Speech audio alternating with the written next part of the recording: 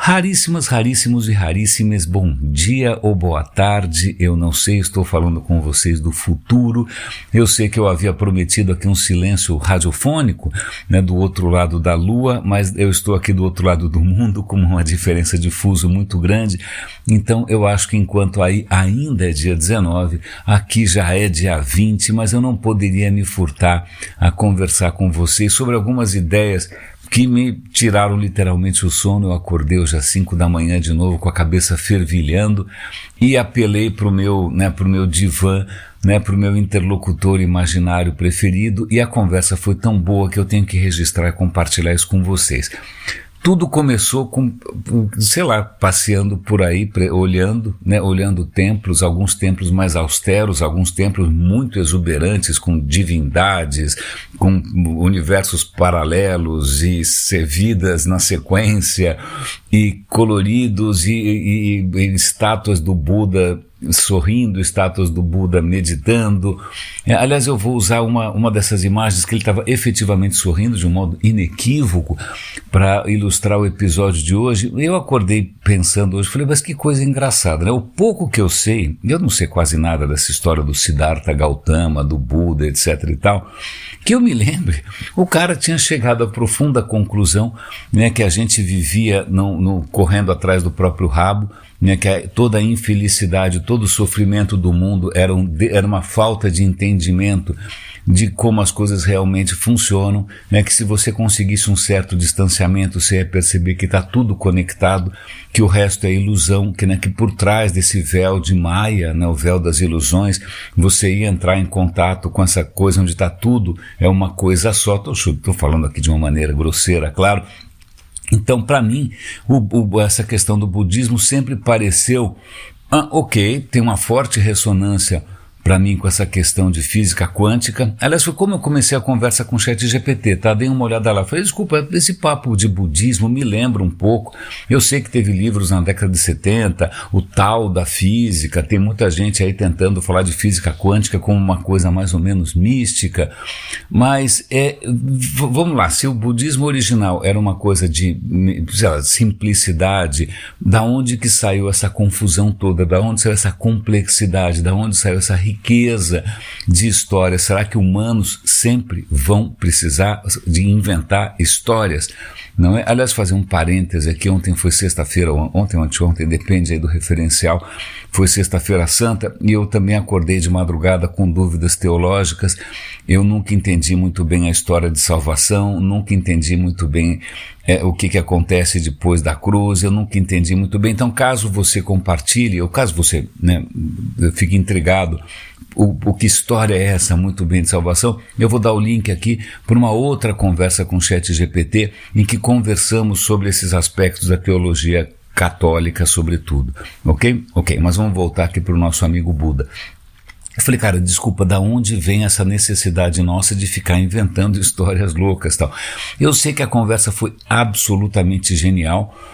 A gente acabou conversando sobre Spinoza. Eu falei, olha, o ChatGPT, meu caro, eu entendo essa história do Buda, o mundo das ilusões, a gente tem que entrar em contato com essa interdependência, as coisas fazem muito mais sentido assim, mas para mim, e eu continuo pensando nisso, o Buda, eu acho Spinoza mais legal. E eu vou contar por que eu acho mais legal. Porque o Spinoza é alegre. Ele, quando vê o mundo à nossa volta, essa complexidade, essas coisas que são transitórias, que são efêmeras, ele não acha que está faltando alguma coisa. Não, ele acha que isso é assim mesmo, esse mundo se basta, esse mundo é movido por uma potência que se diversifica sem parar, uma potência criativa, uma potência criadora.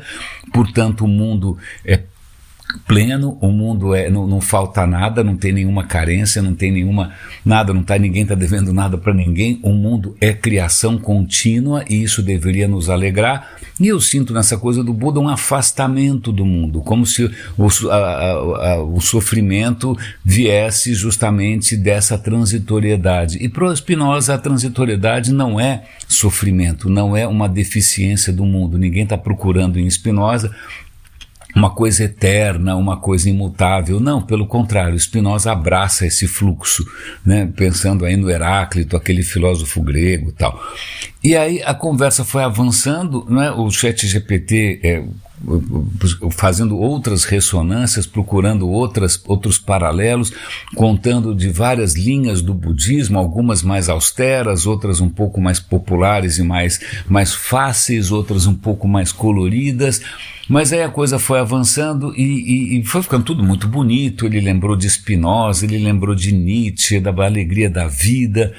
E eu falei, puxa, sabe o que isso está me lembrando, o ChatGPT? Está me lembrando de um carnavalesco brasileiro que talvez tenha sido o grande sábio da nossa cultura, que foi Joãozinho 30, que disse que quem gosta de miséria é intelectual, pobre gosta de luxo.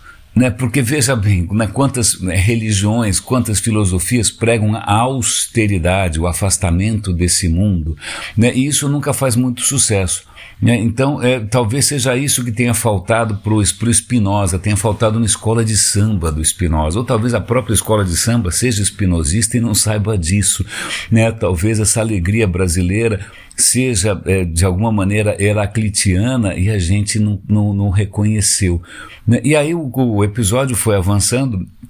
Eu convido vocês a lerem, está em inglês a conversa, mas é só usar o Translate, não tem problema nenhum, né? Porque a conclusão vai ser essa, quem sabe a gente está precisando de novos festivais, novos ritos, novas danças, novas alegrias, né? Para conseguir trazer aquilo que normalmente é dito de uma maneira austera, com definições, com ritos chatos, né? Com o afastamento do mundo, a gente tenha que justamente fazer o oposto, né? Abraçar a alegria, abraçar a criação, a reconhecer essa interdependência, a riqueza do mundo, essa potência criadora que não para nunca, né? E que ali nada de braçadas no tempo.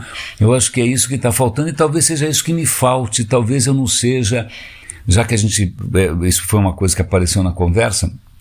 A filosofia grega, ela tem essa gangorra entre aquela coisa racional, que é normalmente chamada de apolínea, de Apolo, e a coisa da embriaguez, da alegria, dos prazeres, que é chamada de dionisíaca, né? Então talvez o radinho nunca tenha o efeito que eu imaginei que pudesse ter, o que eu sonhei que pudesse ter, talvez porque eu seja apolíneo demais, eu não sei dançar, eu não sei me embriagar, né? As minhas alegrias não são exatamente contagiantes, né? A minha felicidade não é transbordante, né? Ela se traduz às vezes em algumas fotos, em alguns textos.